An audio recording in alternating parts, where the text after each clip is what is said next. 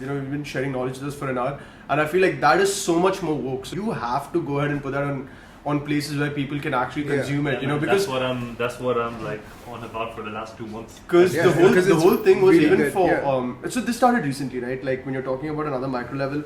So I was raised with this simple thing that it's not just what you do that defines you. It's also what you share and what are you doing for other people's benefit, for society's benefit, for the generation after you. That comes from sharing knowledge, and the whole idea of this podcast was also like to share experiences. Like it's not like I've made it. I'm a 21-year-old unemployed guy. Like I've got nothing, but I damn sure we all have experiences that we've learned from, right? And anyone can go through that at any time, right? Like shit that I might have gone through at 19, 20, other people can go through at 22, 23. It's always helpful to share that message with people because they can resonate with it, because see, for example, if Robin Williams, I'm just giving you, like if Robin Williams talks about, I went through this shit when I was 20, 21, sometimes it's hard to relate to those celebrities because you're like, too bold, but you are there. Yeah, but like when you're things looking were at, very easy for you, and you assume, even though it might not be, might not be the fact, right? Like when you talk, it says Luke Coutinho, right? When Luke Coutinho talks about things, you can understand, assimilate, you're kind of working towards things. I've been listening to people like Ranveer, what's his face, Alabadia, right? And they have a lot of tips, and the good thing is these guys aren't so huge where like you can basically relate to them. You can relate to them. There's like everyday lifestyle. Exactly. It's about how you can relate to certain people, right? And that's one thing I get from you in the sense that when you're able to share this thing with this whole knowledge with us about how we're not everyone's seeing that bigger picture. Actually, not even everyone's so focused on the bigger picture. They're not able to see it on a micro level. And how making some changes on that micro level can really benefit you in the big picture. It is that domino effect. Like it's not that 10% that you're going to do in the end of the month.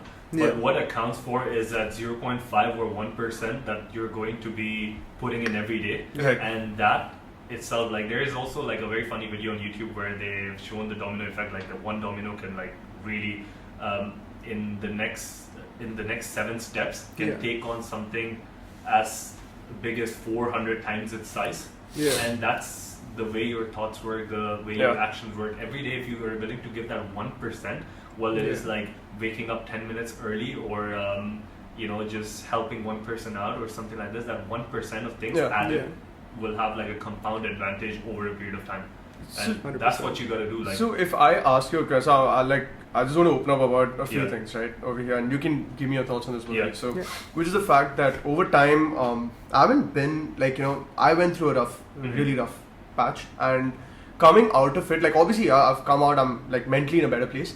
But when you're there, right, like there are times where you've kept a certain goal. Like 3 years ago, I had a goal that I'd probably be here, I'd probably be there. Life took a huge harsh turn and I'm somewhere else. And not that it's bad or good, like the way I see things is that, hey, if that hadn't happened, I would not be doing this. Now, I do not know where I'm going. Like my goal, like for example, that how you had certain goal. Like my goal is, to one day be, relevant in producing media in India, which can resonate with people more, right? Like I don't want to be larger than life. I don't want those larger than life productions, right? But I want something simple that people can watch, kind of just sit back and understand, where not everything needs to have a deep philosophical message, but even a comedy as such that people can relate to. Something that can help change people's minds about stereotypes, etc. But I've been so, like, how you've had this positive outlook that, hey, if I visualize this will come. I've had those experiences where I've visualized and it almost feels like it was jinxed, and then that went down the drain. And then since then, it's like almost so scary to hope. It's more like you do it, you keep doing it and see where it gets you. Versus, there's two approach thing. One is where you're focused on the end game. You're like, I want to get there, right? And then you're disappointed if that falls through. Versus now, the kind of thing that I'm doing is I'm going to keep doing what I can. I don't know where I'm going, but I'm just going to keep doing what I can. But even that, I feel now, it feels a little directionless. So how have you guys dealt with that? If you're visualizing something, it hasn't fallen through. It hasn't fallen through yet. You haven't reached that point yet. Even though, if you're visualizing something in the future, you're always chasing that goal. It hasn't fallen through. You know what I mean? So what I want to tell you is, like, imagine most of us kind of like go through time in a specific way, right? Most of us experience space-time, and that's the concept that you have.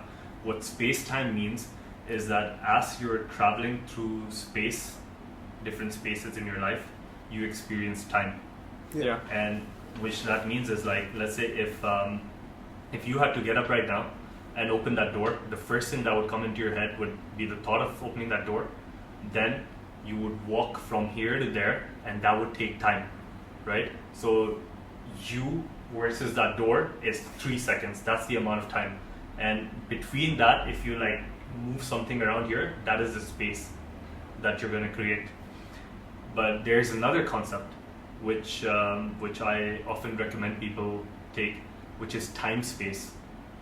Which means is that if we're on two types of time, right? One is an endless time, because like the universe is endless, the time is endless. We just have like a human clock time that we're following every day, and that kind of tells us like, it's been 3 weeks and I've been like thinking about it. But in reality, there is no definition of time, because time is internal, right? It's just like everywhere. You cannot measure time. Time is just there. What you can do is measure your experience. So when you're navigating through time, you experience different things, you experience different spaces, and that's where the time space comes in. So if you kind of think that you don't have like a timeline with your end goal, that means you are in this whole bubble where time doesn't matter, because it's just like it's everywhere. It's not limited, it's unlimited. The concept of unlimitedness comes from there. And this is more on like a quantum theory of that. If time is unlimited, then what really matters is your experience as you get to that from point A to point B. So in your case, that would be the journey that you've been taking to get to X, Y, Z. You don't know what's out there. No one knows. Like one thing that we've learned from COVID is that no matter how much of like a smartass you are and you're good at preparing, nature, earth, or anything can like fuck you up. Like that is hands down the thing. No one knows how to prepare for what's coming in the future, and no one, like everyone can claim that, oh, we know this, we know that, but like reality is no one does. But what you have to understand is it's not that you're going towards that end result, but you're going through this journey that every time you travel till that end result, you're going to accumulate different experiences, different there are going to be fun moments, there are going to be exciting moments, there are going to be moments of hard work, but all of these things combined together is going to kind of like lead you into a certain direction. And it is also sometimes is good to have, like, let's say if you're exploring media, right, you have like a certain direction or a passion, right, or a purpose. I call it like the purpose of life. And one of the other big thing is like, if you really want to live for a longer time and you want to be healthier doing that, then you should have some kind of a purpose in life. Like you should know what is your bigger goal. In your case, it is to create media that people will consume. In my case, I want to have the ability to influence and like help people to live their best life, or like live a life where they can run with their family and their kids, and they don't have to like worry about their joints or like diabetes or things like that. So that's my purpose in life. I want to do everything that can kind of like give people the right knowledge and education to like excel in life. Right? And when you wake up every morning with having that purpose in mind, your day, I'll tell you, your day goes super fast because you're just so driven on that purpose. It's not like a destination, right? It's not like I want to be the CEO of the biggest health firm in the world. Although I would love to be that, but the thought process becomes different. The thought process becomes like, okay, am I doing what it takes today to fulfill my purpose? Am I helping someone? Am I like learning so I can like kind of like help people who have a certain kind of problem? Am I looking at producing things that will eventually lead to a lot of people consuming it and stuff like that? So I think you should also be thinking about things in that context. Right, like are you doing what it takes? Are you putting in the today? work? Because that's the thing. Because you should be focused on a larger goal, right? But that is because there are two types of goals in life, right? There's means goals and there's end goals. Mean goals is like, I want to have that Ferrari, I want to have that house, I want to have the I want to have that girlfriend, I want to take that vacation. These are all mean goals because they are means to an end. They will, having that car will make, what does it do eventually?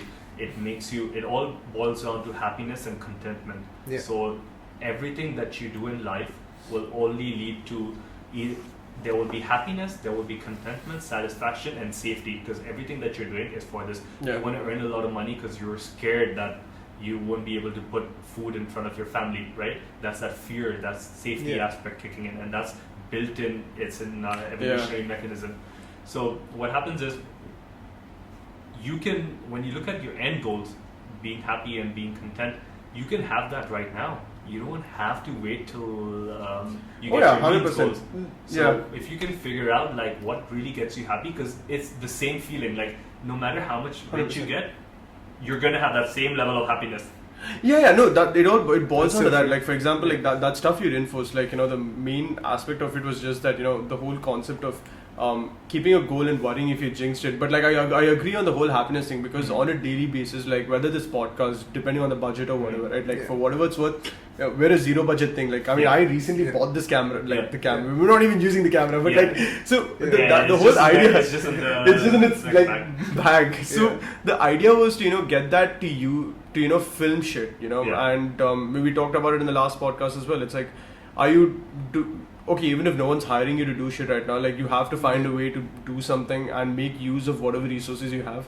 And that's the same thing we do with podcasts. It's true, we're not using the camera, but at the end of the day, we're trying to create content. We're trying to bring stuff information to a platform, right? Of course, and that's like we're so blessed to be in this day and age where we have the liberty to have like mobile phones, like apart from cameras as well. Like just the simple act of having a mobile phone, like 10 years ago, or we're in 2020, right? In 1999, if you like the amount of processing power that is in your smartphone right now, even the president of the United States of America didn't have that in their computers. The moon landing, they didn't even have shit. So we're just like, and that was just like 20 years ago, and like third world countries have smartphones now. So we're just on this process of growing super fast. And it's super exciting. It's just gonna get faster. Yeah, it's super exciting because like we can record all of these things with like with some equipment, but not a lot of like heavy production or cost involved. At the same time, we can on a click of a button share it with the rest of the world. So the opportunities that we have right now is just superb. It's just superb, and it just kind of like if you're really passionate about it, and if you're like doing it just because you want to learn from people and you want to like add in new content and like entertain people and stuff like that, that is like a good purpose, because at the end of the day, you're bringing to the world information or like collaborating information from a different people, and offering it on one platform where people can get answers to different things, that's what we need these days, right? That's what we need these days. A time where depression, loneliness, and all these things are like skyrocketing. We need people to like tell real-time stories. We're not talking about like some dumb advertisements on Instagram, but like something where you really understand that some things in life are super simple. You've got to have like, there are certain people who think in certain ways, and just things like happiness and just being grateful and just these basic things of life can like take you a long way. And people need to see that, because what is happening right now is like people are just getting jealous over other people's like showing off their pictures and like parties and stuff, and FOMO is happening, and that multiplied every day over a period of time, like really the neurons that you were talking about, the ones that like link together, they're we call it like neurons firing and wiring, or wiring and firing together. So these neurons make new synaptic connections where they, over a period of time, which becomes a habit. So if you're living in that state of jealousy or anger or frustration or resentment, which social media is known to kind of like cause and like upregulate, that also leads you into living in a very slower frequency, because all of these things, because we're electromagnetic beings, right? Like before in medicine, they would always argue that we're chemical beings, but now we know that the brain has an electrical charge. There is an impulse, which is, you can measure the heart's electromagnetic wave up to 9 feet by a magnetometer, and we know that it shifts, like it turns like slightly left. Like we know so many crazy things that prove that we're like electromagnetic beings. And for us to have the kind of like vibrations which are low level vibrations, such as like anger and resentment and frustration, that kind of like takes our prana away from us, because we're designed to survive in like a very high frequency vibration, such as happiness and contentment and stuff like that. Yeah. So it all, like I said, it all interrelates. Like you could be, when I speak a lot on health and wellness, and I have a lot of people who always tell me like, I'm going and getting my 1 hour a day of workout and this workout, like, you know, and that's it. And I always tell them like, it at the end of the day, it doesn't matter if you've had a six-pack or you've had big muscles. But what really matters is the kind of like people that you've had in your life, 100%. Because looks will fade away and your personalities will like crash away, like in terms of your ego and you know, whatever is like keeping you apart from the rest, because maybe you're genetically blessed with good muscles or you're looking really cool or something like that. But that doesn't mean when you're on your deathbed, you're going to be like talking about how many bicep curls have I like established. You're going to be talking about the experiences that you've had, Absolutely. the memories, the magic, the synchronicities, and the kind of people that you've helped, or the kind of people that are actually ready to cry on your funeral. I think what is the biggest thing, apart from your family or your dog, if there are people who are actually crying on your funeral, that means you've left something really nice in this world. Because half the people won't even attend people's funerals because like they're too busy, right? Yeah. So at the end of the day, health and wellness and like all of these things do matter, because like they kind of like relate to a bigger goal in the end.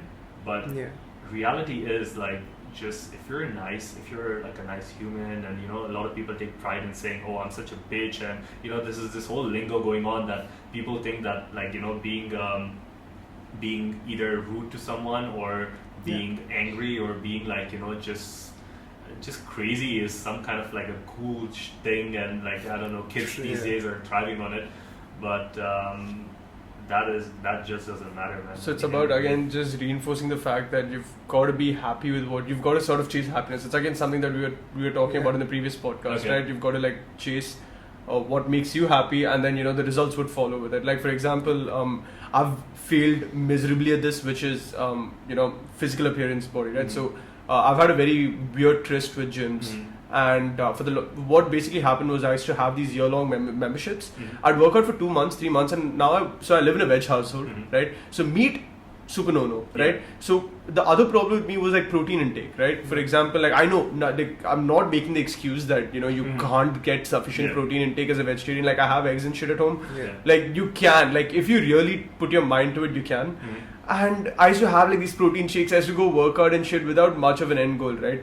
And now over the past couple of months, things slightly changed. Like it's not like I've gotten into super shape or whatever. It's like somewhat slightly better than what I used to be like 6 months ago, right? And it all came down to the fact that I started doing shit because I wanted to. It started, you know, the focus wasn't to get a good body. The focus was, you know, let me just get into a healthy enough routine, right? Like the workout routines during quarantine, you're at home, right? What do you do? Like I know you posted a shit ton of things, like, you know, and honestly, there were a couple of things which I picked out from that, which was like, you know, just importance of stretching and whatnot. Again, the core reason why I say, bro, you've got to have posts so that I can go and check it, dude, so I don't forget. You put so much videos, bro. You put so much important shit where I'm like, man, what did he say something about? Like he put something about this a week ago, but I don't know what he did. Like, you know, but no. Apart from that, the idea was I started incorporating shit like yoga and everything, and all of a sudden, those things mattered more. The fact that okay, I might still have like a bit of a tummy, but can I at least bend down and put my feet like touch my feet, which so many people can't. I was so surprised that like this other friend I look up to who's like really buffed and shit.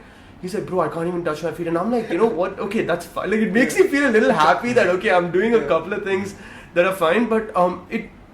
Relating to physical fitness, it all came down to me, you know, not what I wasn't chasing the aesthetic. I was chasing, you know, fitness. Like, am I fit enough to, you know, do 30 push-ups? Like, you know, that matters more than if I can bench, you know, 50 kilos twice. You know, but the idea is that a lot of people tend to take physical appearance as a progress report. You know, like when people see you. Unfortunately, live in so that society. How do you think that's the case, or do you?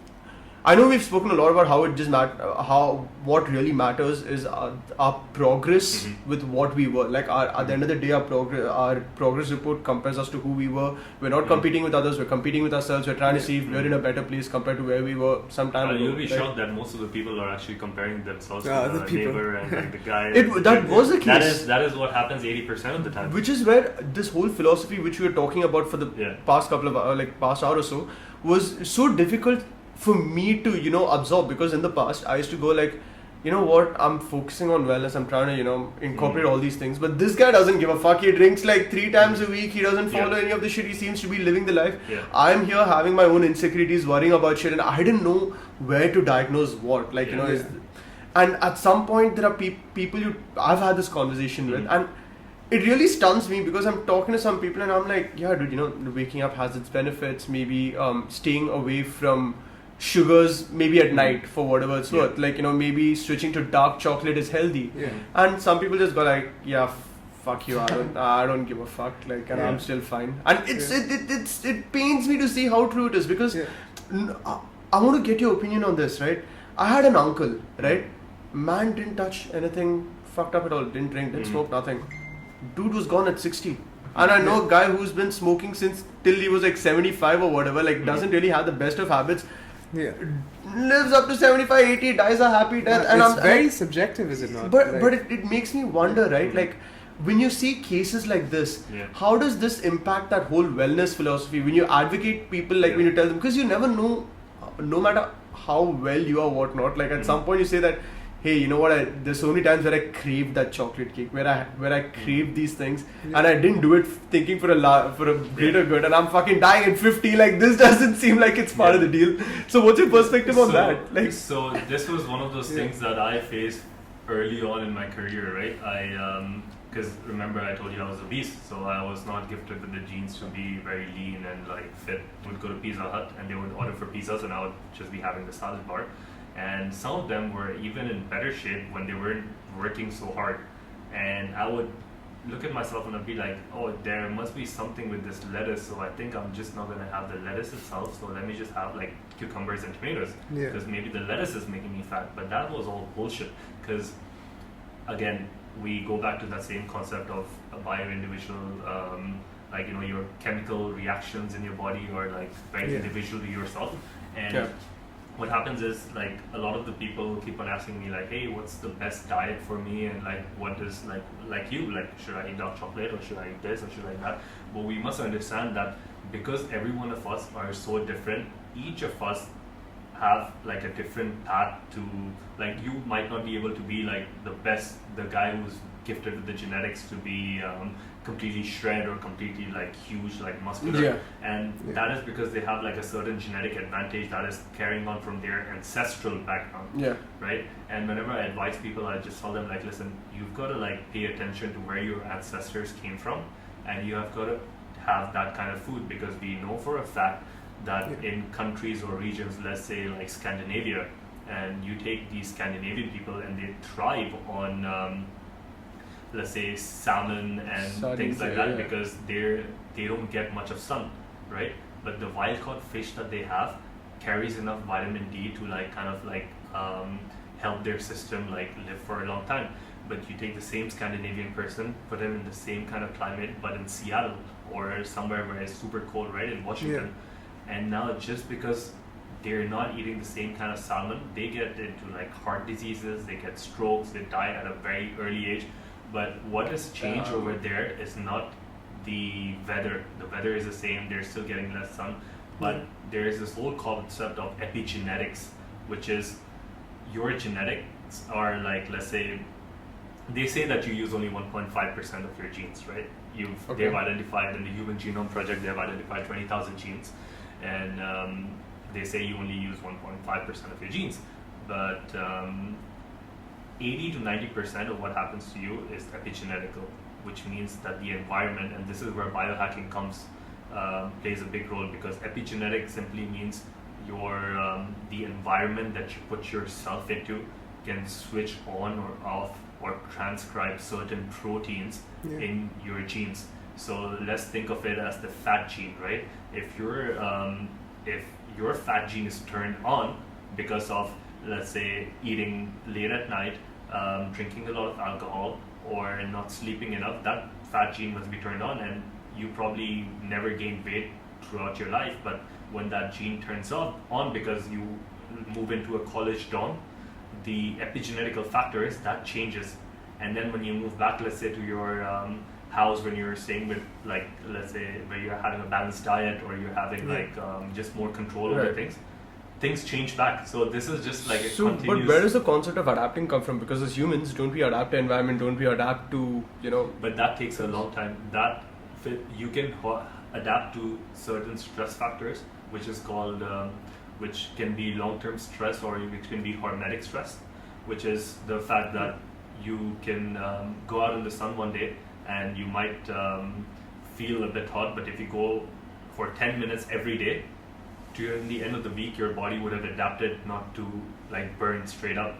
But when it comes to these more epigenetical factors, where we know that sugar, no matter when you have it, there are some times which are okay, like which is post-workout, because your glycogen stores have like completely depleted, and when you have it, the sugar like acts as a fuel which goes into your liver and muscle, rather than storing in your body fat or on your body as fat tissue. But what happens is that adaptability comes from years and years of being in a certain environment. That is when your genes kind of like change, and that's why we say, like, if you're looking at the best food for you, is probably like you have to see what part your ancestors came from, and so this is where it came down to, where my parents were saying, and this is where the whole non-veg thing also came. So we've been a veg family throughout. Like my parents never touched meat, neither did my ancestors, right? So initially when I like had chicken and stuff, right, people will be like, bro, you're missing out if you don't have chicken. I'm like, bro, I want to. I can't process that shit. Like my system doesn't let me. Like when I eat it, it feels like it's just landing straight to the bottom of my stomach, and I'm like, I can literally feel this 2 hours later not being digested, And like that's something my mom told me. She says, like, just stick to eating like some of her regular food and it might just work out. And obviously make some progressive changes. Like for example, I read stuff about how like eating dahi, like just dahi at night, not the best idea. Like versus having chas, which is like laban over the second. Those are small changes which I've made, but no, it's really interesting to see that particular perspective, because I think people can acknowledge that, and I didn't. Honestly, and it is one of the most important things. Like let's say I went vegan for 2.5 years, a couple of years ago, and now there's all these documentaries and so many other things that like I don't advocate, or I don't not advocate for a plant-based diet. Like if you hang out with me, often you'll find out that 90% of what goes on my plate is only vegetables, right?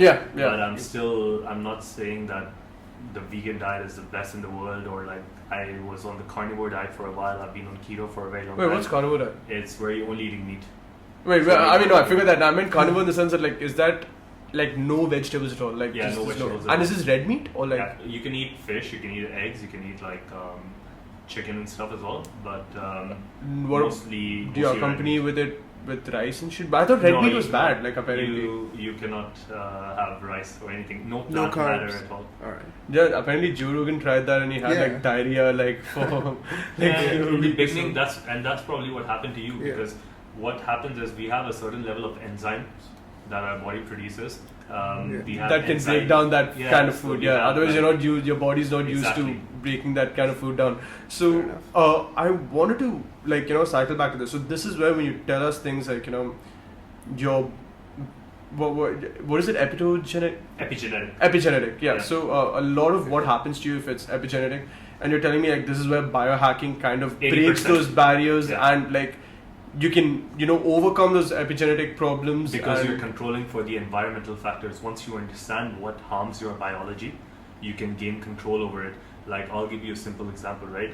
You might be sleeping every night, and there might be like, let's say, some street light that is coming from the windows, and you probably forgot not to completely shut off your curtains, but let's say you don't have a complete blackout curtain, and there is some kind of light which is like kind of like going to the ceiling. It's not coming to your face, so you're like, you know what, I'm sleeping, it's dark, but there's just some light over there, or like the light from your electronic devices, right? And you might be thinking that that's probably a bad, it doesn't really matter because I'm sleeping anyway, and you might not feel the difference. But reality is there is these special light sensing proteins. They're called melanopsins, and these melanopsins are abundant in your blood, in your fat tissue. So what happens is you might be sleeping at night and your eyes might be closed, or like if you're like me, you would have worn like an eye mask. But the light which is in your environment can be sensed by your skin. And when you don't account for that, that is your environment that you did not account for. They say that even the street light that comes, which doesn't come on your face, can increase your chances of getting cancers like breast cancer up to 50%. Jeez.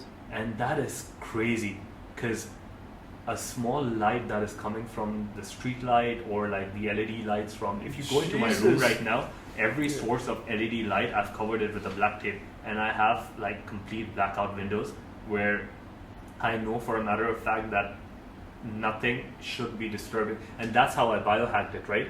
Because LED lights are everywhere, but what I try to do is like I put like black tape on it so I don't have to, or my skin doesn't sense it. Even though I sleep sound at night, I don't want that 50% chance. So that is like where biohacking breast cancer. Yeah. Like and you know, it's like if you see right now, my house is full of plants, right? Yeah. And these are like in my room there are a lot of plants, and they're in there by accident. These are these 12 or 14 plants. I saw a story, did a clean air study Yeah. where they found that these 12 or 14 plants specifically can cure the air of any kind of toxic metals, benzene, xylene, tetrachlorine, all of these kind of things. So what I did was... are these particular plants? Yeah, these are particular plants, right?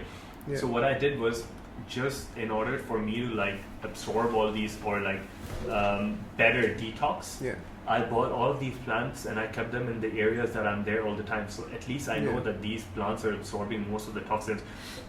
I am very careful about toxins. So what I do is like I also take it's not a supplement, or you could call it a drink, but it is activated form of charcoal, because activated charcoal can absorb any kind of like toxins around your cells, and you can excrete them. So this is the biohacking point of it. Like this doesn't impact my workouts, this doesn't impact my fitness or my aesthetics, but this impacts the way I'll be living in the next 20, 40 or 50 years. So where do you put it? Like how do you consume it? So you just mix it and drink, and you drink it, but every time you have like one the activated charcoal has a large surface area, so it kind of like binds to toxins, and then you would excrete them. The other thing that it's used as catalyst in a bunch of chemical reactions as well. Like so, you know, like catalysts and stuff like that. Like, you know, we also know that every time we eat food and every time we like breathe air, right? We're having so much of oxygen, and this oxygen has like oxidative properties, right? And this is why, let's say, when we have so much more carbon dioxide in our body than oxygen. Like every fitness expert that you go to will tell you, like, take a deep breath, make sure you have enough oxygen, and a lot of the times carbon dioxide is given the bad rep. But in reality, what the thing is, carbon dioxide is so much more important than the kind of like rep it gets. Carbon dioxide itself, like when you look at, let's say, example, the naked mole rat, or there is a turtle which lives for a normal amount of life, like abnormal. It's like they're from the same family as other rats, but they just live like a crazy amount of life. And the one thing that is common between them is that they have a very high CO2 tolerance, which means that they're able to retain enough CO2 in their system. Like if we were breathing for like 15 or 16 breaths per minute, those guys are actually breathing like twice. And that extends their lifespan more than 60 or 70%. But breathing faster? Like breathing slow. Okay. Because when you're breathing slow, that's the time you are retaining most of the carbon dioxide. A lot of these fancy therapies that go on in a lot of these biohacking clinics is administering you with carbon dioxide instead of oxygen. So you think of like oxygen therapy. Like last year, I was in Thailand and I locked myself into a chamber with 100% oxygen for an hour. It's called a hyperbaric oxygen chamber. But nowadays, there are a lot of these things that have been done with carbon dioxide as well, because we have 75 times more carbon dioxide reserve capacity in our body than oxygen. Did you guys know that every time you increase the level of CO2 in your body, your cells can have more oxygen. Yeah. Because That's very interesting to know. yeah, because it's called for you guys who are listening, it's called the Bohr effect, and it is basically the more carbon dioxide you have, the affinity that hemoglobin, which is like a protein that is transporting oxygen, drops. And what happens is when this affinity drops, the red blood cells release a lot of oxygen that can be absorbed by other cells. So holding for your breath for some time can actually increase your oxygen levels in your body. Interesting. So that is a connection I would have never made. Like, and this Bohr, this is like the Neil Bohr or like, is it Bohr's? Bohr, it's called the Bohr effect, BOHR. Yeah, is that okay? It's like different from the other scientists. Okay, different I guess. Yeah, it No, should be something different. But so yeah, these are these small things that you see, and you know, these are when you look at like bigger tribes as well. Like you'd see tribes in Mexico, you'd see tribes in Africa. They all have like a certain kind of breathing practice where they hold carbon dioxide for a very long time. In fact, I think there are some parts of America, like these ancient American tribes, which were actually telling like another thing that I do. Let me tell you. Sometimes when I'm sleeping at night, I tape my mouth, and I've got this special tape to tape my mouth because I want to train myself just to nasal breathe. Because breathing from your nose by itself, the yogis have been advocating it for years, right? Turns out that when you breathe from your nose, there's an enormous amount of nitric oxide that is released, and the hair in your nose is called the silica. And silica or cilia. And what they're meant to do is they kind of like either cool down the air that goes into your system or warm up the air depending on what environment you're in. And they provide for like so much more oxygen when you're like breathing from the mouth. And so many of us are just breathing from the mouth. So when I try to sleep at night sometimes, I would mouth tape myself just because I want my body to I'm molding my environment just so my body can learn how to breathe exactly from the nose. Yeah. So these are these small things that you keep on doing every day, and if I tried that, my parents would probably thought I have some weird sexual fetish. They'd just be like, "Yeah, chalu ho gaya, 50 shades of Tarak like started over here." Just use your gym suit. There's just other things that people put like they have those snoring control things that people bite into or like just put in their mouth now when they sleep. So is that the it's same like thing? a mouth guard. So I use a mouth guard as well. So what it does is there's a certain, like when you're born, right, there's a certain set of nerves that come first. One of the most important nerves in your body is the trigeminal nerve. It kind of like goes from the back of your teeth, and every time you are clenching your teeth or you're grinding your teeth, right, there is a certain pressure that goes into your central nervous system, and there is a substance in your body called the substance P. Okay. And for a long time, people thought like substance P is like a pain substance or something, but what it does is like it kind of like signals your body that you know what it's the times aren't like really great, and like you know it just increases these stress hormones in your body. And chances are, if you're sleeping, you're grinding your teeth. So most of the times, like I would sleep with the mouth guard as well. So just I don't like let my back molars like collide with each other, and so they don't release the stress response. I've never given that conscious thought. That's awesome. Like just thinking about it, I don't think my teeth ever touch each other. You don't think about that, but like when you wake up in the morning and you start noticing, you feel like you know you're always like grinding your teeth. That's another thing that I use the same or a different mouth guard, but like similar concept for working out as well, because I was just gonna ask you that. I see every time I see videos of you working, you've got some stuff in your arm. Like why? Like so it's the same response, right? Because every time you grind your teeth, every time you're using like you're running or you're like trying to like lift a weight, chances are you're grinding your teeth, and every time you grind your teeth, you're sending the same stress response, which is accompanied by the stress response of the exercise itself. If you're putting yourself into a cold or a heated climate, that again is a stress response. What you want your body to do is have the lowest stress, because stress is natural, right? Every time you work out, it's abnormal. So even though you're not mentally like stressed, it just kicks in that physical, physically your body stress. So your body releases this certain hormones and chemicals. One of them being cortisol, which increases your fight or flight response, which is in basic words means that every time you're using your power or strength for something, it's not a relaxation response. So your mind actually, the hypothalamus sends signals to the pituitary gland, and this gland kind of like releases corticotropin releasing hormone, and then all of these different corticoids and which are basically stress hormones. And you want to get the physical benefit of exercising, but that cortisol response elevates a lot post-exercise. So one of the things that you can do to reduce that post-exercise cortisol response, two things actually. One of these things was something that I found out recently, is that you can either, once you're done with your workout, when you're in your workout, use a mouth guard, because that will reduce your cortisol response by less stimulation of the trigeminal nerve. And so you have less excess post-workout cortisol in your body. So essentially that translates into like that tiredness that your body feels, right? Like sometimes you won't feel it. It's just different stress patterns which will make your heart go faster. It will dilate your pupils. It will not.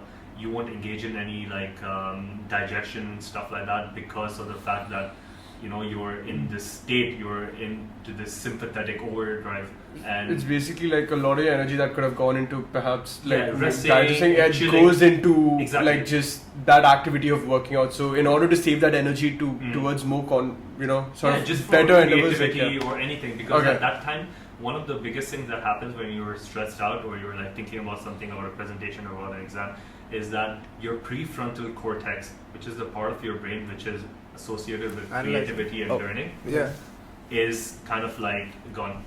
So this is one of the ways. The second way that you can kind of like work around this is to listen to like very calm music, like calm sounds of nature. Okay.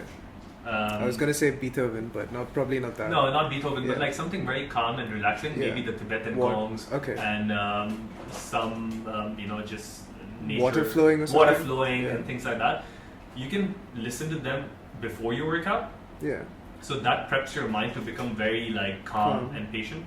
Yeah. And what you can do is like take 10 minutes or 15 minutes and don't do anything, but just sit in a corner and listen to the same music again post-workout. Okay. Because that's going to give your brain the signal that everything around you is calmer instead of being very hyper. Yeah. So your brain will, because the stress is coming from the brain, right? Yeah. So you will trick your brain into believing that you're calm. You're calm and That's everything cool. in the environment around you is so calm. Yeah. One other thing that you can do is to meditate, but anyone who's meditated would tell you like the worst time to meditate is after exercising, because when you're meditating after exercising, hard to keep still. Yeah, it's so difficult to like focus and stuff. But I find that to be an opportunity, because when that is not your primary meditative practice and you listen to like calm music, or you can use binaural beats. Do you guys know about binaural beats? Like it's like the study music. I've seen it on YouTube.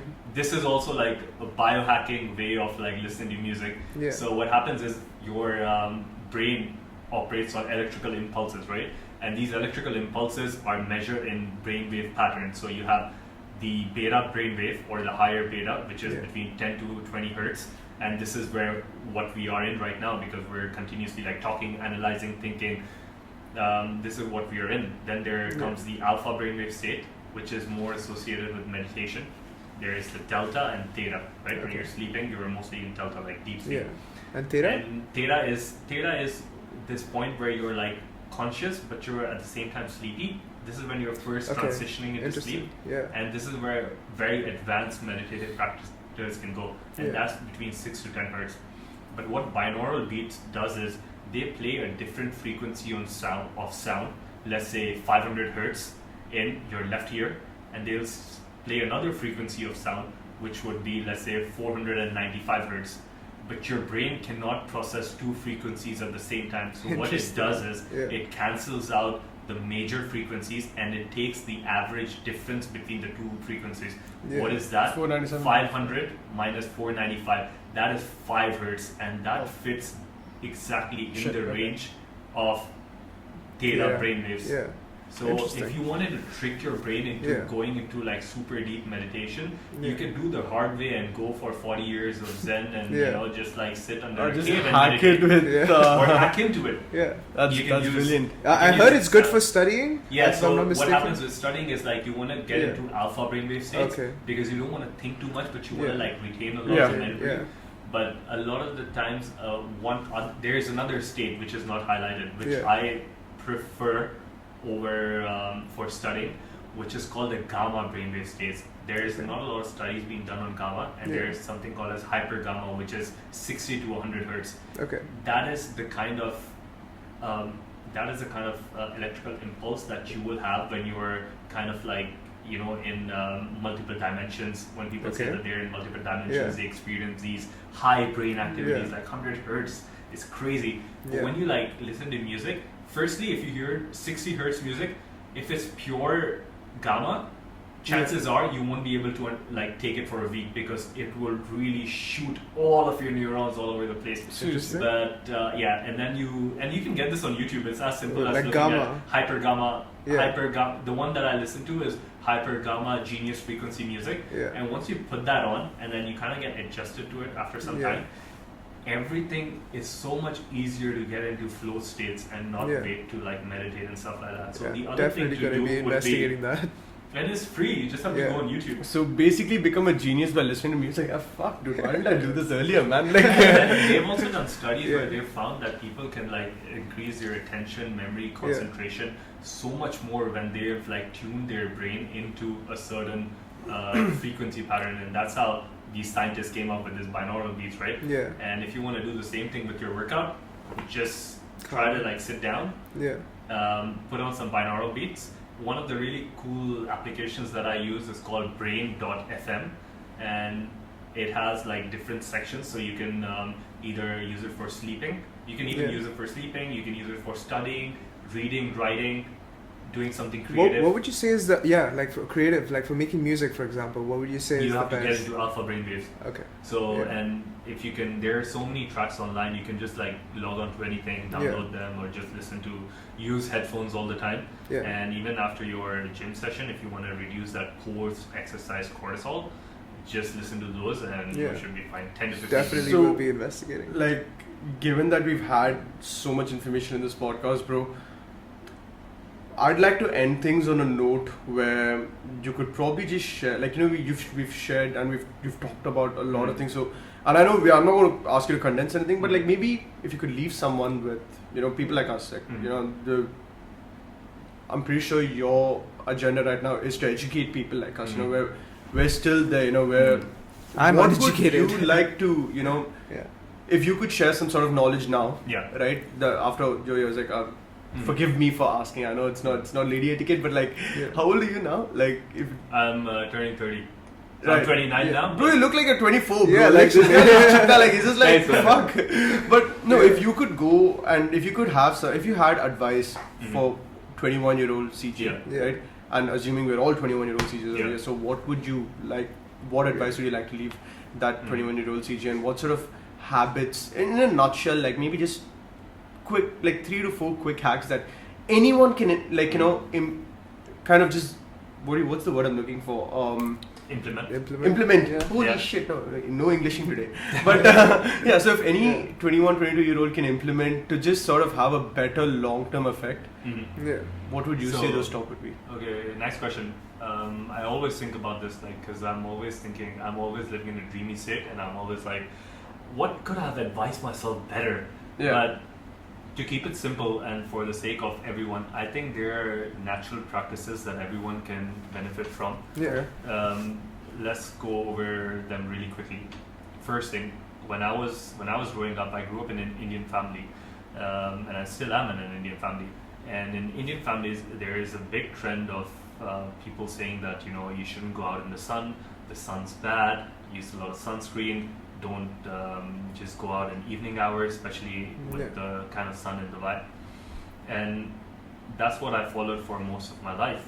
But if I could go back and tell myself one thing, I would tell myself to spend at least 30 to 40 minutes in sunlight every day, because we know that photons of sunlight have different frequencies, right? We are looking at UVA, UVB, UVC, ultra. We're looking at infrared, far infrared, so many different spectrums, and each of these spectrums carry like different frequencies and messages, and they overall. So here's how it happens, right? When you look at light, or when you look at photons, 20% of that light moves past the visual cortex in front of your retina, and goes to a cluster of neurons, cluster of 20,000 neurons called the suprachiasmatic nucleus. Yeah. And this is a complicated word to say a master clock in your body. So everything that happens to your in your body, like we know that testosterone peaks at 10 a.m. If you want to have more grip strength, muscle power, and to do anything like very high intense, your timing is from 2:30 to 5, because that's the time all these things peak. Yeah. Digestion stops after 7 p.m. So we know all these things, and these are on the concept of something called as a circadian rhythm, which means as we evolved with the time of sunrise and sunset, each of our biological processes are timed to a certain hour. And you can reset this process every time you go into the sun, because that frequency of message that is coming from the sunlight reprograms your hormones. So if you're having any kind of like problem, Yeah. chances are that there is a circadian rhythm mismatch. And the one thing that you can do to like correct that is to wake up in the morning. First thing that you do is go see bright sunlight, because that light will reprogram your biological clock, at least your master clock. Yeah. And then food reprograms every other biological clock. I just had one question. How does sleep, like what time you sleep, affect this? Like you said, digestion stops at 7 p.m. So what if you slept at, like, this is accounting for what time do you sleep? So I can't speak. Here's the thing, right? Throughout history, a lot of us were in different tribes and different communities and different things. Yeah. As we kind of like evolved, all of us, or like our ancestors, took in different roles. One, let's say, a role was to protect the community, which accounted for people staying up in the middle of the night. There's people who were going to hunt first thing in the morning, so they woke up at like 4 or 5. Then there were just these two groups of people who were just generally indoors and, would just like be a part of the village and things. And these 4 personalities are described in 4 chronotypes. And when you look at like what time you should sleep and stuff, you should like assess what kind of chronotype you are. Okay. So they're named on animals. So there's a lion, which is your early risers. There's the dolphins and the bears, which are somewhere in the midday. And there are the wolves, which wake up like late at night. Yeah. And all of our biological processes depend on that. So depending on which category or which chronotype you fall into, that depends on your eating so habits your body and stuff and like everything that. changes. So everyone has like a different chronotype. That is why not everyone will thrive waking up at 7 in the morning, and not everyone will thrive sleeping at like 10 Okay, a.m. so in the which night. is why there's no single solution that wake up early to bed, early to rise, you'll be fully functional. No, like certain people are productive on different A lot of hours. people suffer with sleep inertia. A lot of people have productivity loss if they wake up early in the morning. Yeah. When, let's say, like if you wake up at 7, you'll feel like shit. But if you wake up at 7:30, you might feel fine, because that is your biological, that is your bio clock. Okay. So I always tell people to like tend to their bio clock, but regardless of anything, like the generic practice is that you try to sleep early and try to wake up early. Okay. So fair enough. that is, you try to sleep around 10, 11, depending on your chronotype, 12 if you're a wolf. I do literally the opposite. If you're a wolf, you do it at like 12 or 1, because a lot of people, they get more creative in the middle of the night, because that's how their bio time is. But apart from that, wake up in the morning, first thing, get light. If you're in countries where there is no light, then get a red light panel or something like this. Then use this fringe biohacks like red light panel. You can have these devices which shoot up to 10,000 lux of light and keep it around your desk, so you never feel sleepy, because light is super powerful. When you have these different spectrums of light, they kind of like upregulate or downregulate your melatonin, which is your sleep hormone. So a lot of mismatch in light happens, also has a mismatch in sleep. The second thing is, we know that every time lightning strikes this planet, the atmosphere of the earth is filled with negative ions. And the way the body works, I wish I knew this when I was 21. The way the body works is on an electromagnetic spectrum, right? And there is an electrical gradient within the cells, which can be anywhere from -40 to -60 milliwatts. What happens when you're sick, or what happens when you have some kind of a disease where you're not feeling well, or you're just like depressed, is that there is a positive charge that goes inside the cell. So it drops a negative charge from -60 to, let's say, -20 or -10. And the more positive that cell gets, the more there's room for disease.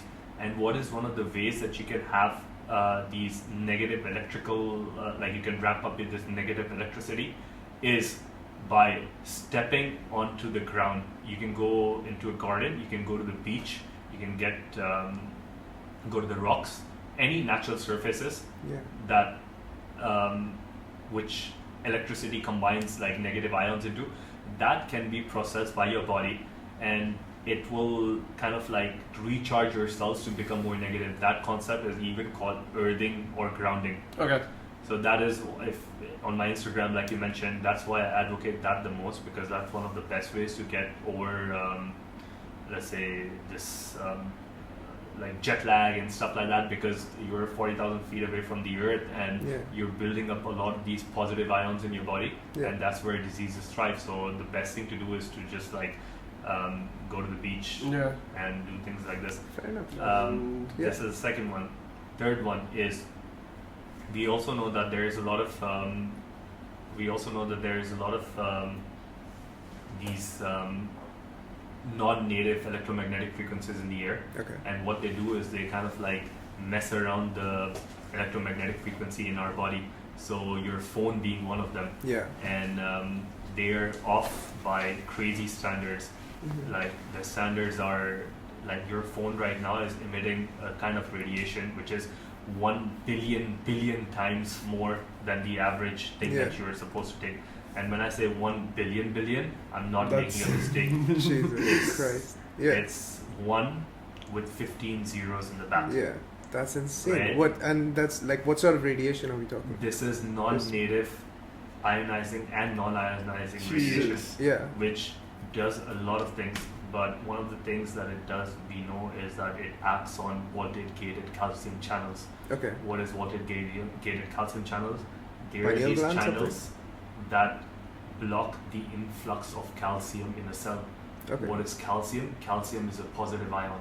So every time you have these Wi-Fi routers and like these phones around you, those voltage-gated calcium channels open up, and there is an influx of calcium in your cells. What happens when calcium gets inside a cell? It forms excitotoxicity.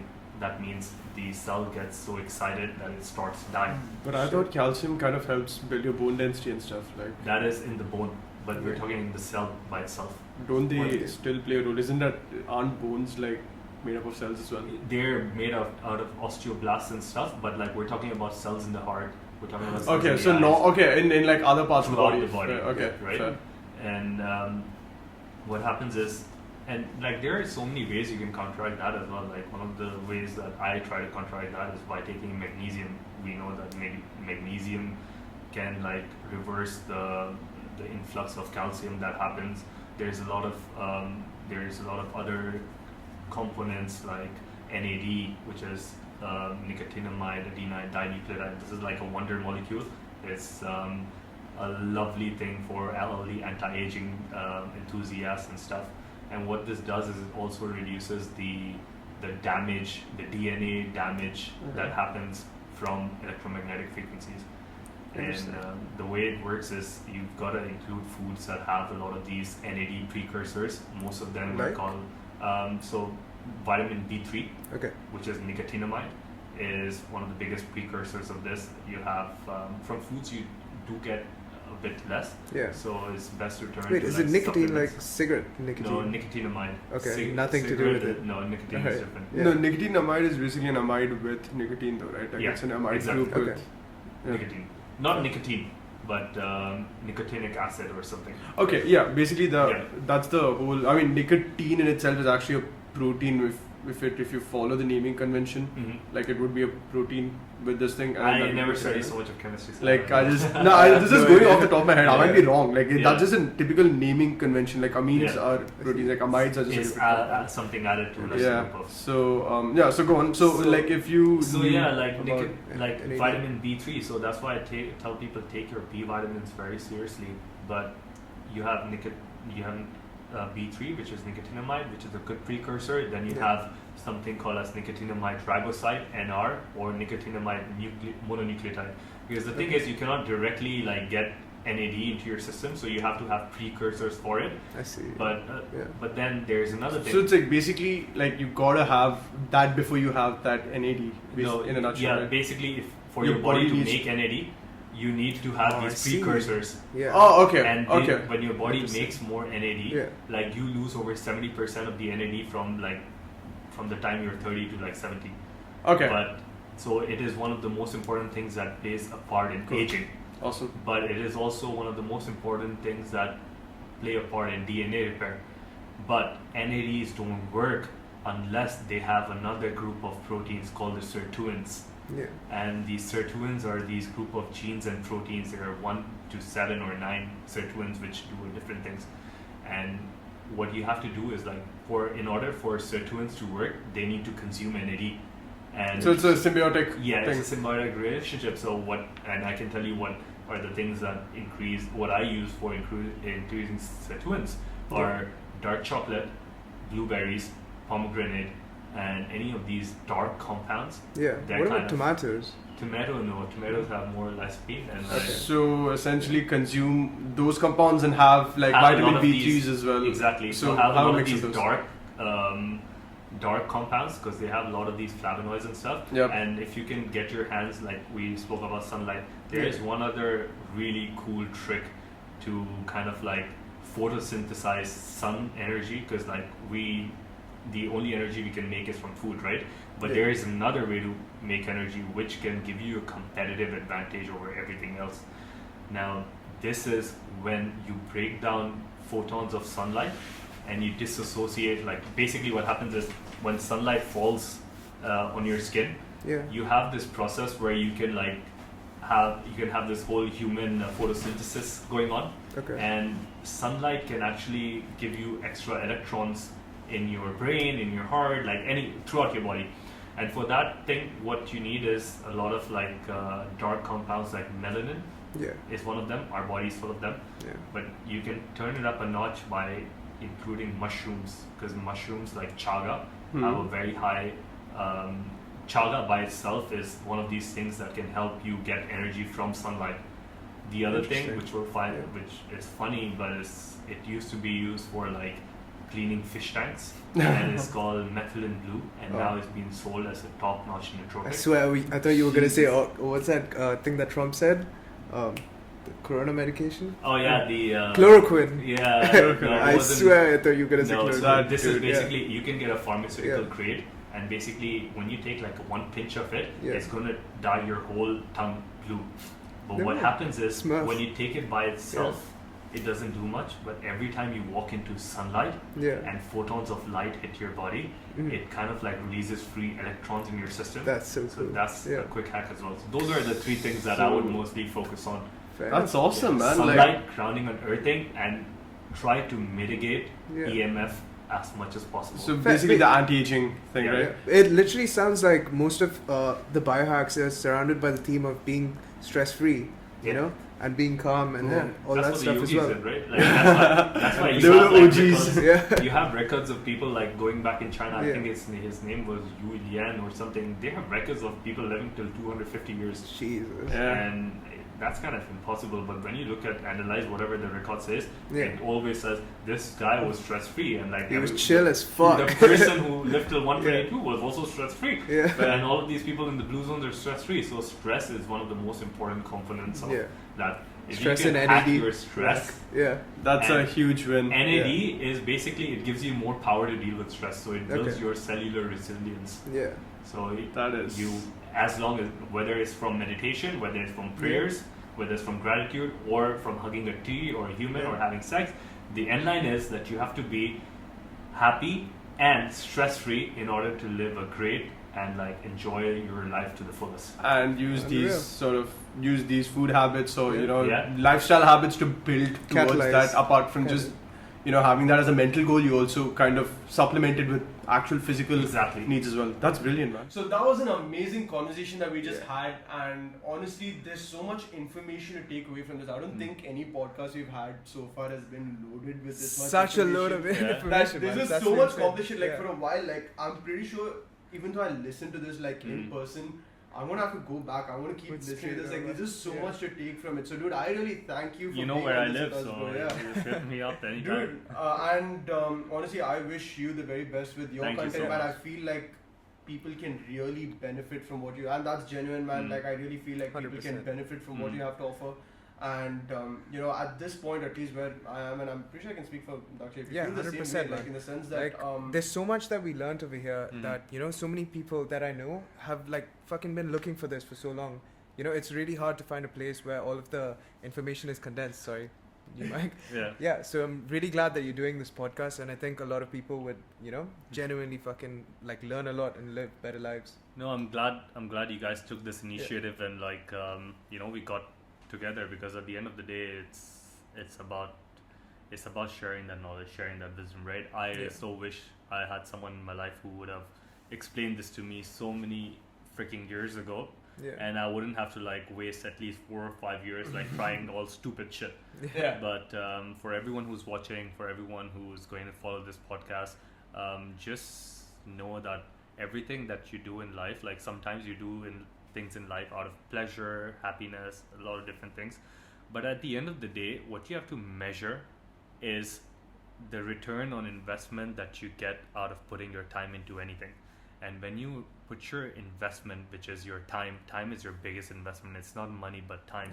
When you put your time into learning things, or spending time reading a book, or listening to a podcast like this, where people like us, or especially people like them, have taken or gone beyond everything to bring you all this valuable content, that is always a win-win situation. For an hour, 2 hours, 3 hours, or 45 minutes that you spend in this podcast, you're getting to learn from 3 different people with different life experiences, and that can just one. We know fuck all. and, honestly. And what happens is all of this brings you a lot of value.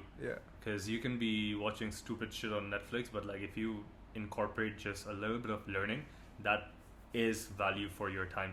And I think it's a great hit. Thank you so much, guys, for like putting this together. It was our pleasure, bro. And it just to reiterate on that, right? For me personally, I'm glad that at 21, like it's such an important phase, or you know, point in my life where it's not just about learning shit, right? I mean, all of us have kind of heard the same advice going forward. Like all of us have heard shit like wake up in the morning and do it. Like my dad was like on my ass about it, and like to a degree, a lot of us only sort of apply or implement certain changes or habits when we feel like we need, like after going through a tough time, right? And it all comes down to, you know, hey, you know, necessity. I'll implement changes or I'll make changes to my lifestyle, or I'll have a different point of view on things based on my experiences. And I'm really trying to change that certain habit of mine, which is, even if you haven't experienced it, it's fine, just implement those changes anyway, because there are people who've already been through it, and you're going to benefit from it. If